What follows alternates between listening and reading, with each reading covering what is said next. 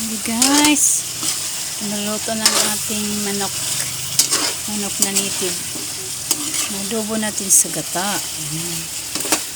Gatain. Tutuyo na siya sa gata.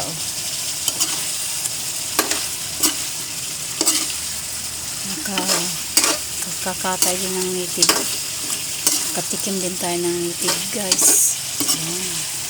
Sarap yan. Kaya natin. Ito na. Yummy. May oregano yan. Oregano at luya yan. Oregano manok native. Thank you for watching. Welcome to my vlog.